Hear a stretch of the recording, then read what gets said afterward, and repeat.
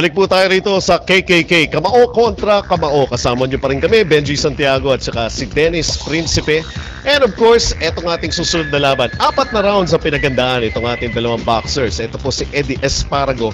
Laban po rito kay Robert Agcopra. No? Well, tingnan lang natin. Anong inaasahan natin sa laban na ito? Alam naman natin, pagka 4 rounds, usually in the first round pa lang, bakbakan na kaagad to, Dennis. Well, mga bagito, pero yung isang fighter galing nga from a long hiatus. So, tignan natin kung ano ang magiging effect nito, especially itong binabanggit natin, si Robert Agcopra. Pero sigurado tayo na ito isang magiging magandang bakbakan. 4 rounds lamang, maiksi pero ma-action.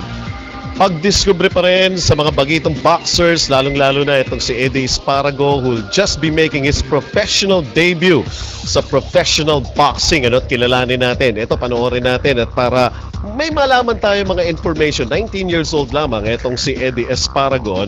Got a height of 5'8". Meron siyang orthodox stance para sa laban na ito. At titingnan natin kung paano siya naghanda na alaga pa siya. Lalo na nasa Ilorde Stable. Etong si Eddie Esparago. Sa bahagi naman ng kanyang makakalaban, Dennis, banggitin mo nito si Robert Agcopra. Well, itong si Agcopra ay galing nga sa mahabang bakasyon at muli nagbabalik sa larangan ng boxing. 25 anyos, taga Bohol. Aba, ang Bohol, titignan yung kanya. Kala nyo hindi aktibo sa boxing. Meron na pong dating world champion yan. Si Bobby Bernal, the former IBF Junior Bantamweight champion, at maraming ngayon mga taga Bohol ang sumusunod sa yapak at hindi malayo na maging world champion katulad ng kanilang kababayan na si Bobby Bernal. At taga doon nga itong si Robert Agcopra, itong batang ito, kahit na sabihin mo na kulang sa skills, fighter. Nasa puso niya ang pagiging isang boksingero. Well, mga boxing fans, ready na ba kayo? Ready na kami at ready na rin ang ating kasama sa ibabaw ng ring, ang ating ring announcer si Boy Villanera.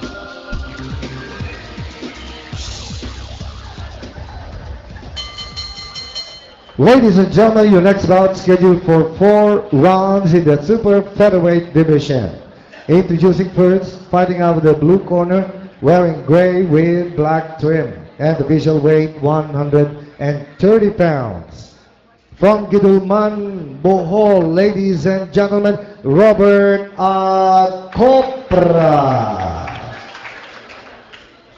And his opponent in the red corner, wearing black with yellow trim, and the visual weight 128 pounds. He hails from Bulan, Sorsogon. Tonight, fighting out of the awarded gym, St. Rita, introducing Eddie Esparago. Judges for this contest, Hilco, Edwin Cesar, and Romy Yulo. And the third man in the ring, referee Virgilio Garcia. Referee Virgilio Garcia. At ito ang kanyang pagmamatsagang mabuti. Robert Agcopra laban kay Eddie Esparago. Meron din tayong Agcopra na na-cover previously dito sa Kamao kontra Kamao. Si Kuya daw yon. Pero ito na si Robert Agcopra. 4 na rounds lamang po itong laban na ito in the super featherweight division. 130. Yes, tama ka dyan. 130 pounds ang limit ng super featherweight. Agcopra in the silver and black. Samantala, ito dark trunks naman. Itong si Esparago. Round number 1 of a scheduled 4-rounder. Mabilisan kaya ito? Benji Santiago, kasama po si Dennis Principe. Kaya mabilisan to, kaya matagalan ito. Dito lang kami. Diyan rin lang kayo. Nood lang kayo. Well, itong si Agcopra, matagal-tagal nang hindi napapalaban, Robert Agcopra, 2004 ang kanyang huling pagsampa sa ring. So, 7-year hiatus. Itong si Robert Agcopra. Medyo dumanas ito ng economic crisis. Hindi makita ang pagkakataon na makapag-boxing sa Maynila. Nagbarbero, nagwaiter, kung ano-ano pang trabaho. Pero iba talaga pag first love, mahirap malimutan. Boxing. At ito ngayon, bakbakan, palitan. Sige, round 1 nito. 4 na rounds lang ito. Buhos na lahat mga boys. Oh! Wow! What a big right! Baka mahulog sa ring. At ito, hawak-hawak sa batok, no? Ito si Mamaya pa pala yan. Si Esparago. Si Esparago. Alalayan ninyo. Nako. Wala na. Tulog. Tulog si Esparago.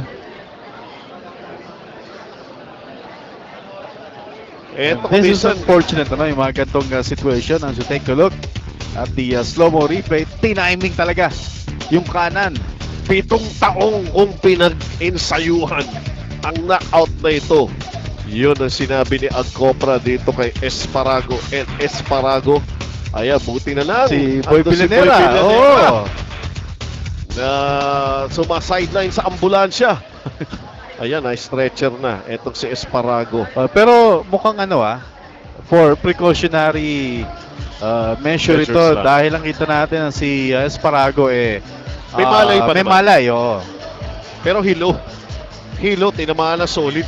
May malay, pero pag tinanong mo, anong malay ko? Siguro hindi sasagot niya, no? Anong oras ang laban? Tapos na. Robert Agcopra. Wow. Gaano katagal lamang in the first round? Boy Villanera, come on.